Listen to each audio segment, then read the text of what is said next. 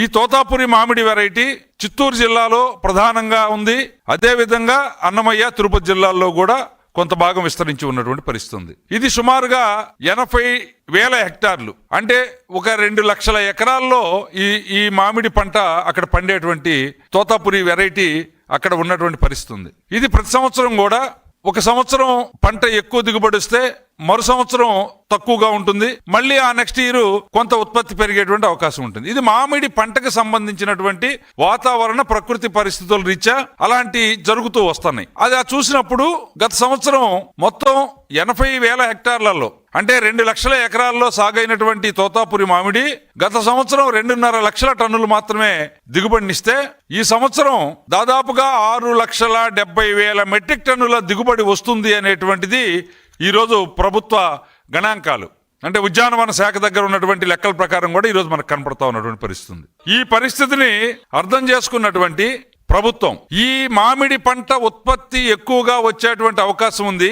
జాతీయ అంతర్జాతీయ మార్కెట్లలో పల్ప్ అనేటువంటిది నిల్వలు పేర్కొని పోయి ఉన్నాయి, వినియోగం తక్కువగా ఉంది, ధర సంక్షోభం రావచ్చు. కాబట్టి ఇటు ఫ్యాక్టరీ యజమానుల్ని కదిలించాలి, వాళ్ళని సరసమైనటువంటి ధరకి, సరైనటువంటి ధరకి, నాణ్యమైనటువంటి ధరకి కొనుగోలు చేయించే దానికోసం చర్యలు తీసుకోవాలి.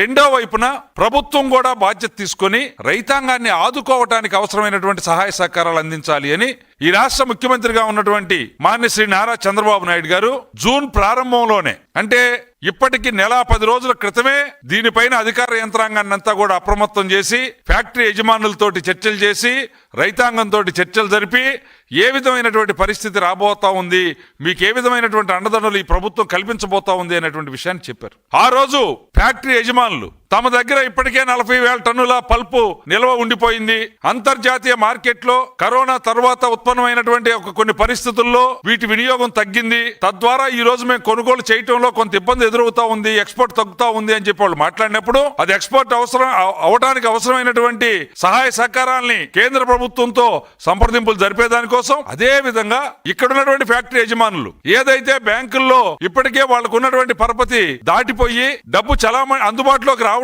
లేదు అని అడిగినప్పుడు ఈ రాష్ట్రంలో ఉన్నటువంటి బ్యాంకర్స్ తోటి మాట్లాడి మళ్ళీ రాష్ట్ర ముఖ్యమంత్రి గారు, రాష్ట్ర ప్రభుత్వం 20 ఫ్యాక్టరీలకి అదనంగా ఫండుని సమకూర్చేటువంటి, అదనపు రుణాన్ని సమకూర్చేటువంటి ఫైనాన్స్ అసిస్టెన్స్ ఫ్యాక్టరీలకు ఇప్పించారు. అదే సందర్భంలో రైతాంగానికి కూడా భరోసా ఇచ్చారు. కేజీకి 4 రూపాయల చొప్పున, అంటే గిట్టుబాటు ధర కనీసం 12 రూపాయలు ఉంటే రైతాంగానికి లాభదాయకంగా ఉంటుంది, తమ కుటుంబాలకు అవసరమైనటువంటి కార్యకలాపాలు నిర్వహించుకోవడానికి కావాల్సినటువంటి డబ్బు సమకూరుతుంది అని వచ్చినప్పుడు చర్చ ఒక టన్ను వచ్చేసి 12,000 రూపాయలు కొనుగోలు జరిగే విధంగా చర్యలు తీసుకొని 8,000 రూపాయలని ఫ్యాక్టరీల నుంచి ఇవ్వమని 4,000 రూపాయలు ప్రభుత్వం భరించే దానికోసం ఆ రోజు సిద్ధమైంది. ఇదే విషయాన్ని రైతాంగంతో ఫ్యాక్టరీ యజమానులతోటి చెప్పి జూన్ 9వ తేదీ నాడు ఈ ప్రొక్యూర్మెంట్ కూడా ప్రారంభించడం జరిగింది.